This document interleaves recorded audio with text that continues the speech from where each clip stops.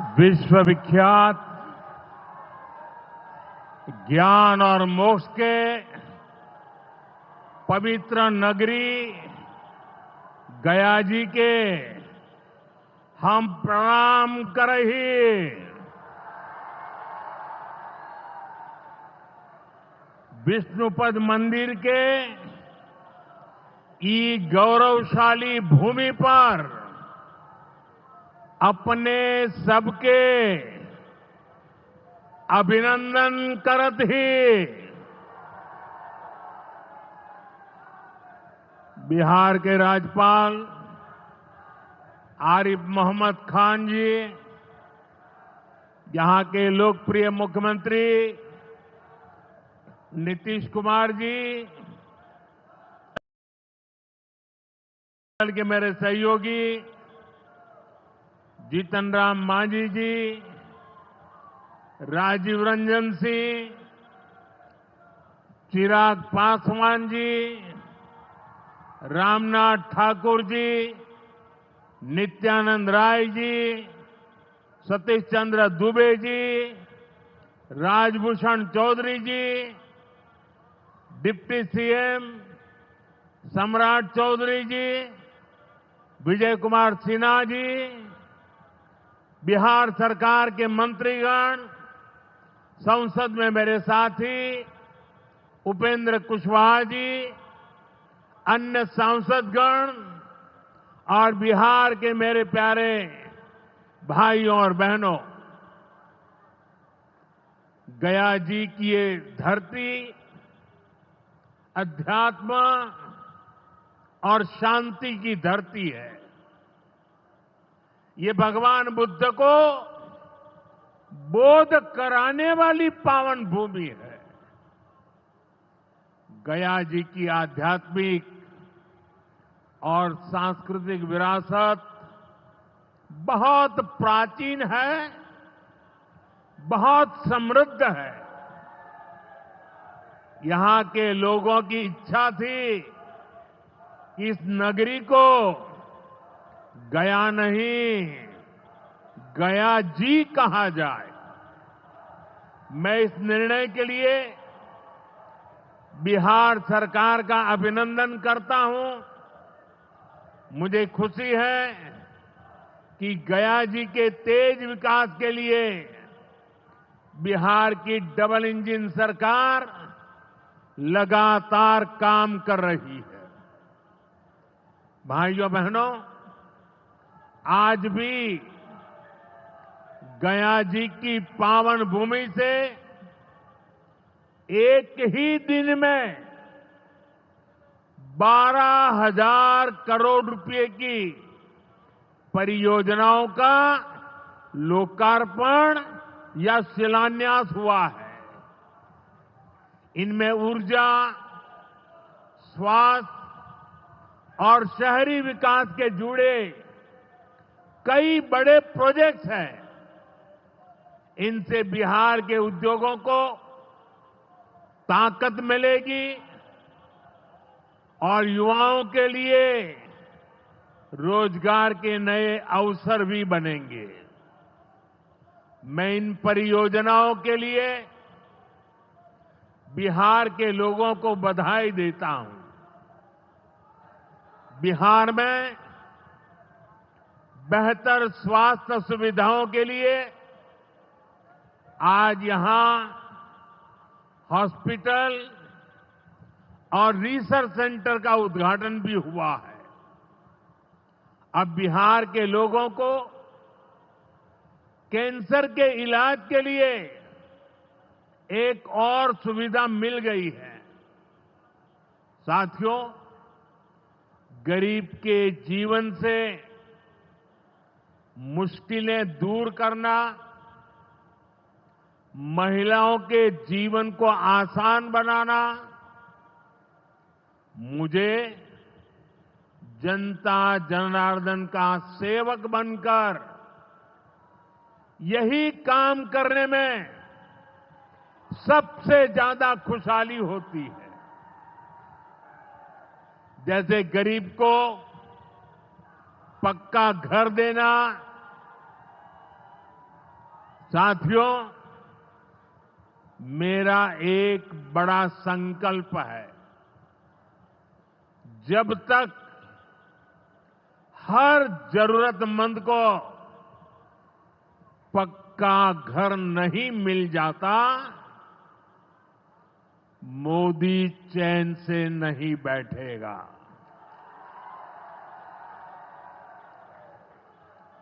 इसी सोच के साथ पिछले 11 साल में 4 करोड़ से अधिक गरीबों को पक्के घर बनाकर दे दिए गए। अकेले हमारे बिहार में 38 लाख से अधिक आवास बनाए गए। गया जिले में भी 2 लाख से अधिक परिवारों को अपना पक्का घर मिला है। और हमने सिर्फ घर यानी 4 दीवारें नहीं दी, बल्कि उन घरों के साथ गरीब को उसका स्वाभिमान दिया है। इन घरों में बिजली, पानी, शौचालय और गैस कनेक्शन की सुविधाएं दी हैं। यानी गरीब परिवारों की भी सुविधा, सुरक्षा और सम्मान से जीने की गारंटी मिली है। साथियों, आज इसी सिलसिले को आगे बढ़ाते हुए बिहार के मगध क्षेत्र के 16,000 से ज्यादा परिवारों को अपना पक्का घर दिया है। यानी इस बार इन परिवारों में दिवाली और छठ पूजा की रौनक और ज्यादा होगी। मैं अपना घर पाने वाले सभी लाभार्थी परिवारों को बहुत बहुत बधाई देता हूं। और जो लोग अब भी पीएम आवास योजना के लाभ से छूट गए हैं, मैं उन्हें विश्वास दिलाता हूं कि पीएम आवास का अभियान तब तक जारी रहेगा जब तक हर गरीब को अपना पक्का घर नहीं मिल जाता। साथियों, बिहार चंद्रगुप्त मौर्य और चाणक्य की धरती है। जब जब किसी दुश्मन ने भारत को चुनौती दी है, बिहार देश की ढाल बनकर खड़ा हुआ है। बिहार की धरती पर लिया हुआ और संकल्प, ये धरती की ताकत है। इस धरती पर लिया गया हर संकल्प कभी खाली नहीं जाता। और इसलिए तो भाइयों बहनों, जब कश्मीर के पहलगाम में आतंकी हमला हुआ था, हमारे निर्दोष नागरिकों को उनका धर्म पूछ करके मारा गया, मैंने बिहार की इसी धरती से आतंकवादियों को मिट्टी में मिलाने की बात कही थी।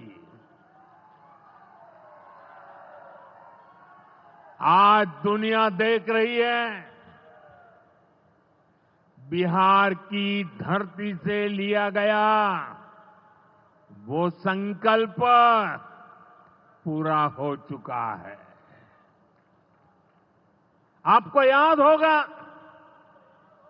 उधर से पाकिस्तान हम पर ड्रोन हमले कर रहा था, मिसाइलें दाग रहा था और इधर भारत पाकिस्तान की मिसाइलों को हवा में तिनके की तरह बिखेर रहा था। पाकिस्तान की एक भी मिसाइल हमें नुकसान नहीं पहुंचा पाई। साथियों, ऑपरेशन सिंदूर ने भारत की रक्षा नीति की नई लकीर खींच दी है। अब भारत में आतंकवादी भेजकर हमले करा के कोई बच नहीं सकेगा। आतंकवादी चाहे पाताल में क्यों न छिप जाए, भारत की मिसाइलें उन्हें दफन करके रहेगी। साथियों, बिहार का तेज विकास केंद्र की एनडीए सरकार की बहुत बड़ी प्राथमिकता है। इसलिए आज बिहार चौतरफा विकास के रास्ते पर आगे बढ़ रहा है। बीते वर्षों में पुरानी समस्याओं के समाधान तलाशे गए हैं और नई प्रगति के रास्ते भी बनाए गए हैं।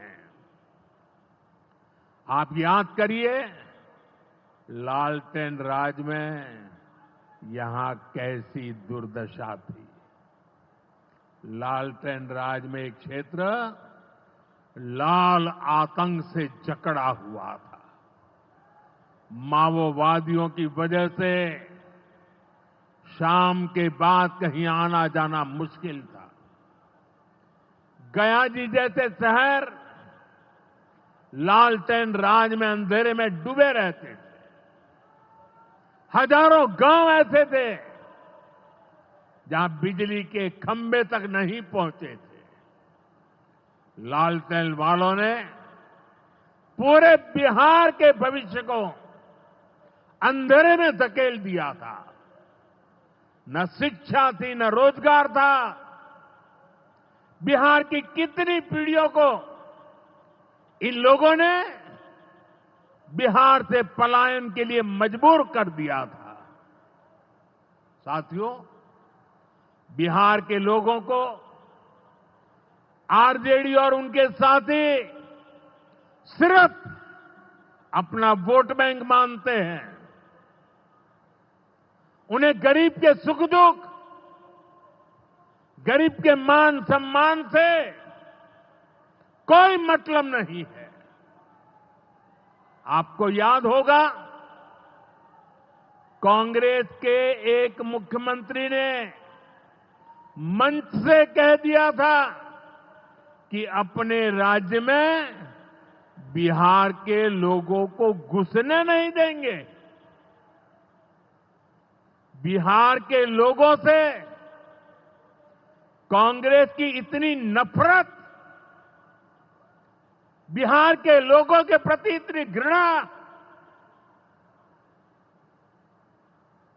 और कोई भूल नहीं सकता। कांग्रेस का बिहार के लोगों के प्रति त्याग, जो दुर्व्यवहार देखने के बाद भी यहां आरजेडी वाले गहरी नींद में सोए पड़े थे। भाइयों बहनों, बिहार की एनडीए सरकार कांग्रेस और इंडी गठबंधन वालों के इस नफरती अभियान का जवाब दे रही है। बिहार के बेटे बेटी को यहीं पर रोजगार मिले, सम्मान की जिंदगी मिले, मां बाप की वो देखभाल कर सके, इसी सोच के साथ हम काम कर रहे हैं। अब बिहार में बड़े बड़े प्रोजेक्ट बन रहे हैं। गया जी जिले के डोभी में बिहार का सबसे बड़ा इंडस्ट्रियल एरिया तैयार हो रहा है। गया जी में एक टेक्नोलॉजी सेंटर की स्थापना भी की जा रही है। आज ही यहां बक्सर थर्मल प्लांट का, पावर प्लांट का शुभारंभ भी हुआ है। कुछ ही महीने पहले मैंने औरंगाबाद में भी Nabinagar super thermal power project की आधारशिला रखी थी। भागलपुर के पीरपैंती में भी नया थर्मल पावर प्लांट बनेगा। इस पावर प्लांट से बिहार में बिजली की आपूर्ति बढ़ेगी। और आप सब जानते हैं, जब बिजली उत्पादन बढ़ता है तो क्या होता है? घरों में बिजली की सप्लाई बढ़ती है और उद्योगों को भी ज्यादा से ज्यादा बिजली मिलती है और इससे भी रोजगार के नए मौके बनते हैं। साथियों, बिहार के युवाओं को पक्की सरकारी नौकरी देने के लिए नीतीश जी ने बड़ा अभियान चलाया हुआ है। ये नीतीश जी हैं, तभी यहां शिक्षकों की भर्ती भी पूरी पारदर्शिता से हुई। साथियों, यहां के नौजवानों को ज्यादा से ज्यादा संख्या में बिहार में ही रोजगार मिले, उन्हें नौकरी के लिए पलायन न करना पड़े, इसमें केंद्र सरकार की एक नई योजना से भी बहुत बड़ी मदद मिलने वाली है। अभी पिछले सप्ताह इस 15 अगस्त से ही देश भर में प्रधानमंत्री विकसित भारत रोजगार योजना लागू हुई है।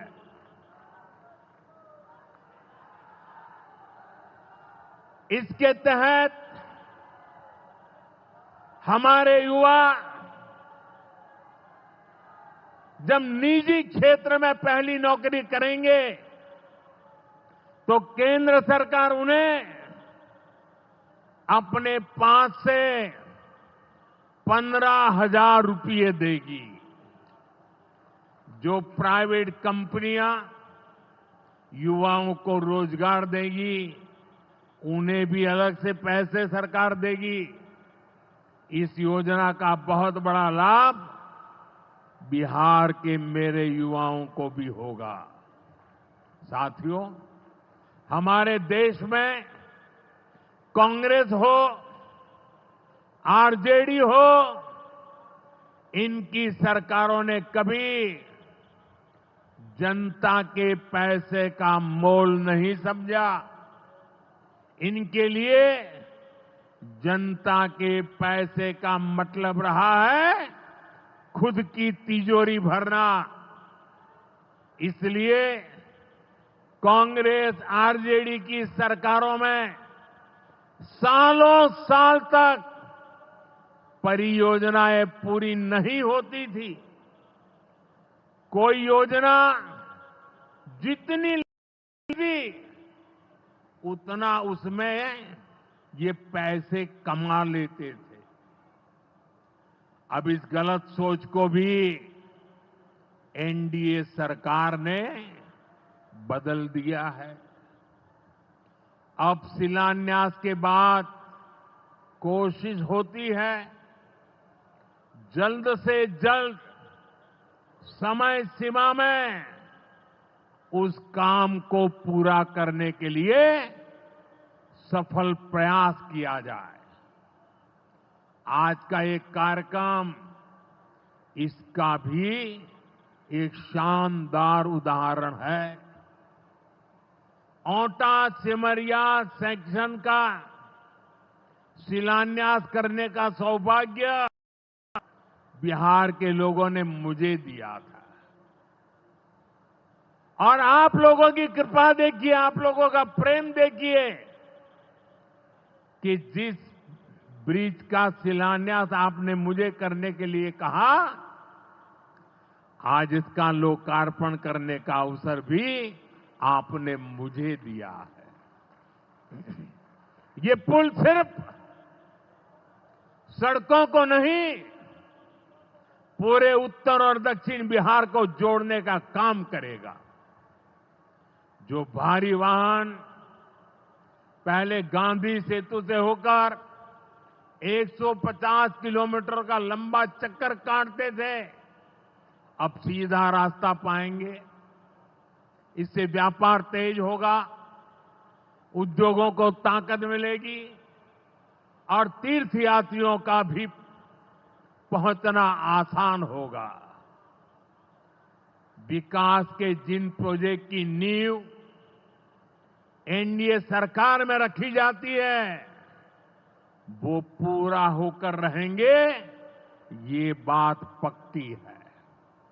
साथियों, एनडीए की डबल इंजन सरकार यहां रेलवे के विकास के लिए भी तेजी से काम कर रही है।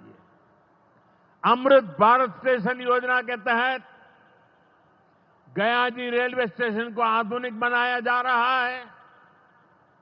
इससे गयाजी रेलवे स्टेशन पर यात्रियों को एयरपोर्ट जैसी सुविधाएं मिलेगी।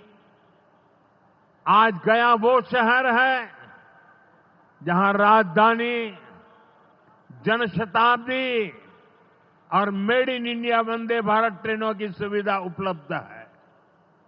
गयाजी, सासाराम, प्रयागराज, कानपुर होते हुए दिल्ली तक सीधा कनेक्शन बिहार के युवाओं को, यहां के किसानों को, यहां के व्यापारियों के लिए नई संभावनाएं बना रहा है। भाइयों और बहनों, आपके आशीर्वाद से, देश के अटूट भरोसे के कारण साल 2014 में प्रधानमंत्री के तौर पर शुरू हुआ मेरा सेवा काल, ये सेवा काल निरंतर जारी है। इतने वर्षों में हमारी सरकार पर भ्रष्टाचार का एक भी दाग नहीं लगा। जबकि आजादी के बाद कांग्रेस की सरकारें जो 60-65 साल तक सरकार में रही है, उनके भ्रष्टाचार की लंबी लिस्ट है। आरजेडी का भ्रष्टाचार तो बिहार का बच्चा बच्चा जानता है। मेरा साफ मानना है कि भ्रष्टाचार के विरुद्ध लड़ाई को अगर अंजाम तक पहुंचाना है तो कोई भी कार्रवाई के दायरे से बाहर नहीं होना चाहिए। आप सोचिए, आज कानून है कि अगर किसी छोटे सरकारी कर्मचारी को 50 घंटे तक हिरासत में रख दिया तो अपने आप वो सस्पेंड हो जाता है। ड्राइवर हो, छोटा क्लार्क हो, प्यून हो, उसकी जिंदगी हमेशा हमेशा के लिए तबाह हो जाती है। लेकिन अगर कोई मुख्यमंत्री है, कोई मंत्री है, कोई प्रधानमंत्री है, तो वो जेल में रह करके भी सत्ता का सुख पा सकता है। ये कैसे हो सकता है? हमने कुछ समय पहले ही देखा है कि कैसे जेल से ही फाइलों पर साइन किए जा रहे थे, जेल से ही सरकारी आदेश निकाले जा रहे थे। नेताओं का अगर यही रवैया रहेगा तो ऐसे भ्रष्टाचार के विरुद्ध लड़ाई कैसे लड़ी जा सकती है।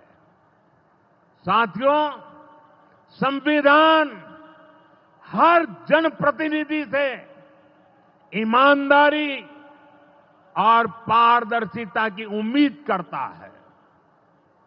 हम संविधान की मर्यादा को तार तार होते नहीं देख सकते। इसलिए एनडीए सरकार भ्रष्टाचार के खिलाफ एक ऐसा कानून लाई है जिसके दायरे में देश का प्रधानमंत्री भी है। इस कानून में मुख्यमंत्री और मंत्रियों को भी शामिल किया गया है। जब ये कानून बन जाएगा तो प्रधानमंत्री हो या मुख्यमंत्री या फिर कोई भी मंत्री, उसे गिरफ्तारी के 30 दिन के अंदर जमानत लेनी होगी और अगर जमानत नहीं मिली तो 31वें दिन उसे कुर्सी छोड़नी पड़ेगी।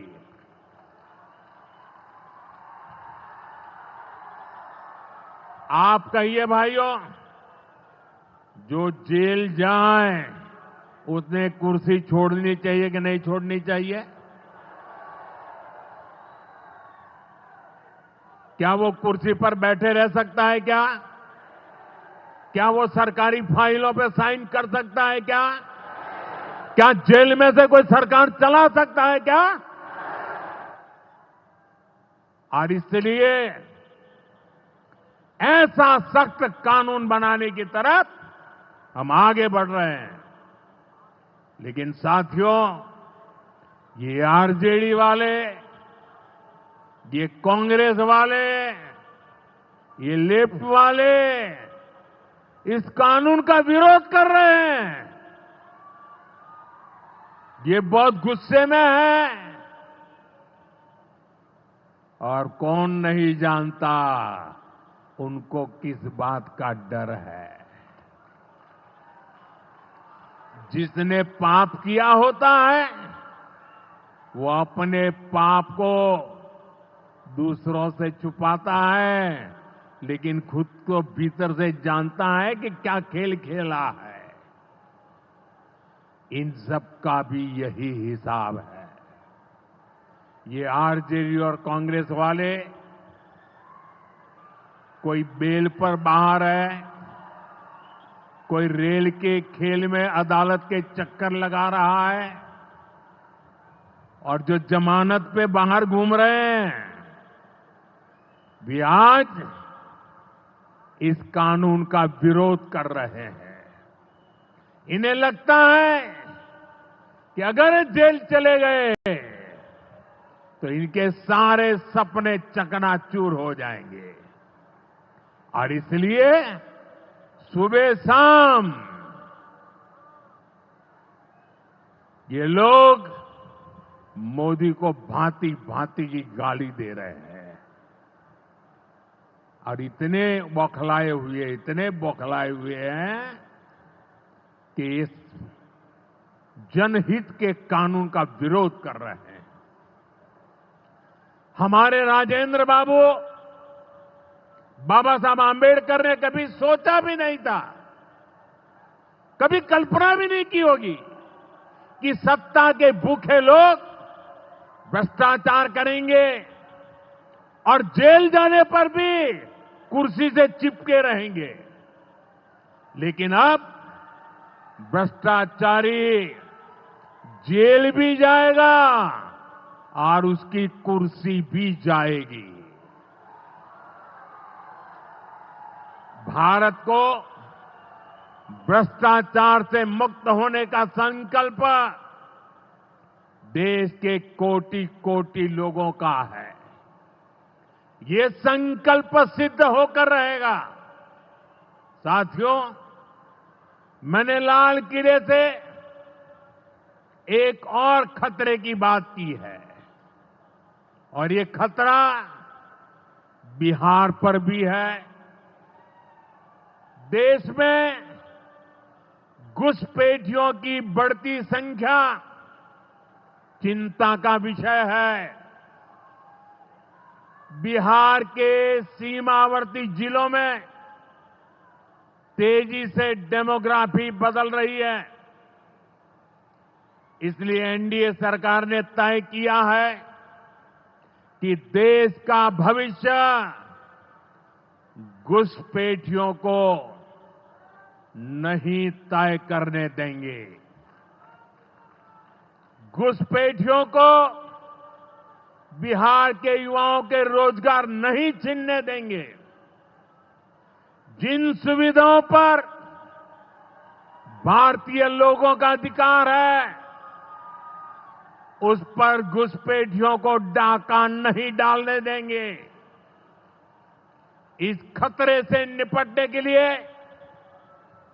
मैंने डेमोग्राफी मिशन शुरू करने की बात कही है। बहुत जल्द ये मिशन अपना काम शुरू करेगा। हम हर घुसपैठियों को देश से बाहर करके ही रहेंगे। आप मुझे बताइए, एक घुसपैठियों को निकालना चाहिए कि नहीं निकालना चाहिए? क्या ये घुसपैठिए आपका रोजगार छीनने आपको मंजूर है? एक घुसपैठिए आपकी जमीन पे कब्जा कर ले आपको मंजूर है? एक घुसपैठिए आपका हक छीन ले आपको मंजूर है? बिहार के आप सभी लोग देश के भीतर बैठे घुसपैठियों के समर्थकों से भी सावधान रहिए। जान जाइए कौन घुसपैठियों के साथ खड़ा है। कांग्रेस और आरजेडी जैसे दल बिहार के लोगों का हक छीनकर घुसपैठियों को देना चाहते हैं। तुष्टीकरण के लिए, वोट बैंक को बढ़ाने के लिए कांग्रेस आरजेडी वाले कुछ भी कर सकते हैं, कितने ही नीचे जा सकते हैं। इसलिए बिहार के लोगों को बहुत सतर्क रहना है। साथियों, हमें हमारे बिहार को कांग्रेस आरजेडी की बुरी नजर से बचाकर रखना है। बिहार के लिए ये समय बहुत अहम है। बिहार के युवाओं के सपने पूरे हो, बिहार के लोगों की आकांक्षाओं को नई उड़ान मिले, इसके लिए केंद्र सरकार और नीतीश जी के साथ हम कंधे से कंधा मिलाकर बिहार के कल्याण के लिए काम कर रहे हैं। बिहार में विकास की गति बनी रहे, इसके लिए डबल इंजन की सरकार लगातार मेहनत कर रही है। आज के विकास प्रोजेक्ट इसी दिशा में महत्वपूर्ण कदम है। मैं एक बार फिर इन परियोजनाओं के लिए बिहार को बहुत बहुत बधाई देता हूं।